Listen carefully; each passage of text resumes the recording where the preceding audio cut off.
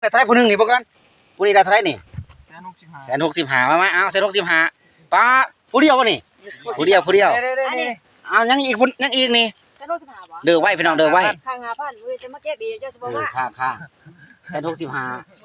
165มาไฟสิได้หลายกว่าหมู่นี่จนเอาความจำเต็มได้นี่ทางเมืองสุขมาเฮาพี่น้องเอ้ย5มื้ออยู่15มื้อได้เงินพุทธ5ล้านขนาดอยู่15มื้อได้เงิน5ล้าน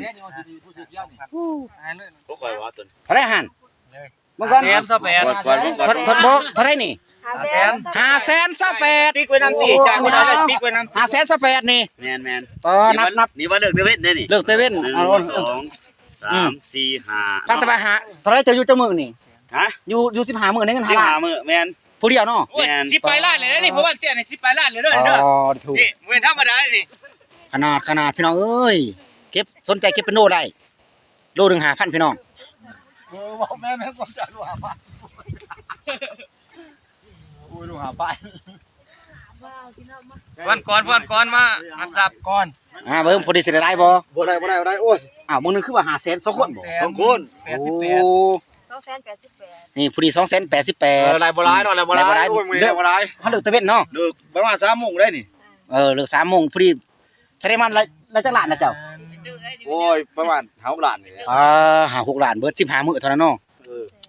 แต่ละคนพี่ดึกพี่น้องเอ้ยพี่ดึกนะ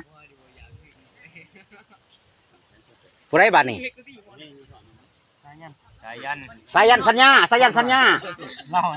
ฮะโอ้นี่แหละอยู่นี่คนอื่นหาอยู่พี่โอ้มีคนโอนเงินมาให้ได้นี่อยู่ซื้อก็ได้เงินเห็นบ่200,000แต่ว่าทอด2เนาะ279เหรอ78แต่ว่า2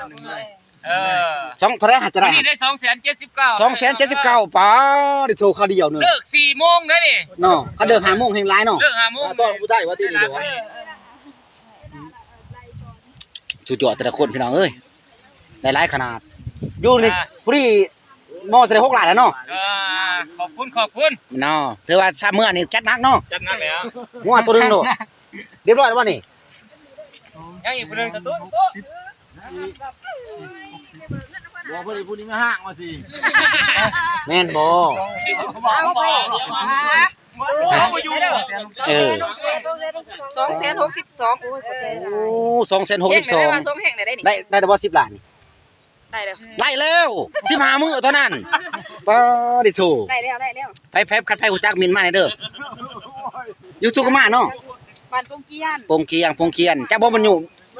เอาแล้วลูกข่อยติดตามมันอยู่โอ้